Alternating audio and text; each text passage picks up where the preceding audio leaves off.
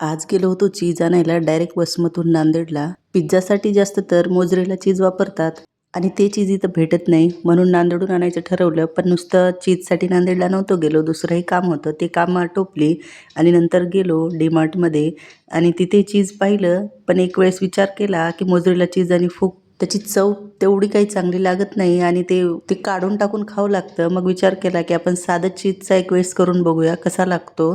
आणि मग साध्या चीजचा एक बॉक्स घेतला आणि आलो घरी. सोबतच डीमार्टच्या बाहेरचे पॉपकॉर्न, चीजवाले आणि मग घरचं जे साहित्य होतं ते सगळं कट करून घेतलं पिझ्झासाठी. ऑलरेडी सगळं साहित्य होतं, फक्त चीजसाठी पिझ्झा राहिलेला बनवायचा. मग काय बाहेरून आल्या सुरुवात केली पिझ्झा बनवायला आणि हा पिझ्झा खूप सोपा आहे. बाहेरच्या पिझ्झापेक्षा परवडतोही आणि खायला सुद्धा आपल्या हाताने बनवलेला पिझ्झा वेगळाच लागतो. यात आधी तर मी पिझ्झा बेस घेतला, त्यावर टोमॅटो सॉस 1 चमचा आणि 1 चमचा पिझ्झा सॉस टाकला आणि त्याला असं व्यवस्थित पसरवून घेतलं.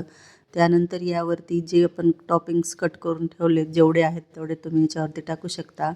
यावरती मी कांदा, शिमला मिरची, पनीर आणि टोमॅटो एवढं साहित्य होतं, एवढं मी टाकलं बरोबर सगळीकडे.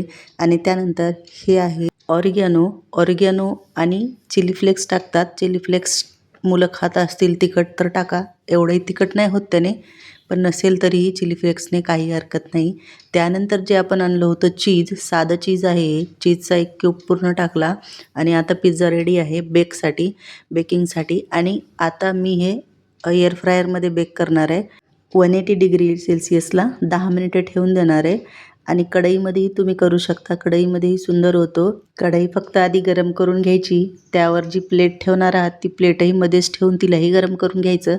आणि जेव्हा तुम्ही पिझ्झा ठेवणार आहात तेव्हा अलगद त्या प्लेटवरती पिझ्झा ठेवायचा आणि वरतून झाकून द्यायचं आणि 10 मिनिट तसंच बेक करून घ्यायचा. कढईमधलाही पिझ्झा असाच होतो. आणि इकडे माझा एअर फ्रायरमधलाही पिझ्झा तयार झाला आहे. आणि पहिल्या पिझ्झाचं तर मला काही दिसलंही नाही बाईट कोणी घेतला ते.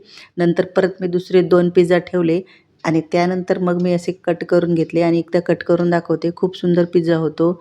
जर तुम्ही बाहेर जाऊन खात असाल तर एकदा नक्की अशा प्रकारे घरी ट्राय करा, खूप छान होतो. पिझ्झा बेस नसेल भेटत तर ब्रेडवरतीही तुम्ही करू शकता. फक्त पिझ्झा जो आहे तो थोडासा मऊ होतो, पण ब्रेड जेव्हा तुम्ही ब्रेडवरती करता तेव्हा ते क्रंची होतं. आणि आता पाहू शकताय आपला पिझ्झा कसा झाला आहे, ते एकदम टेस्टी आणि खूप सुंदर लागत होता. आवडला असेल तर एक लाईक नक्की करा आणि चॅनलला सबस्क्राईब नसेल केलं तर सबस्क्राईब मात्र नक्की करा. आणि भेटूयात पुढच्या व्हिडिओमध्ये. तोपर्यंत धन्यवाद.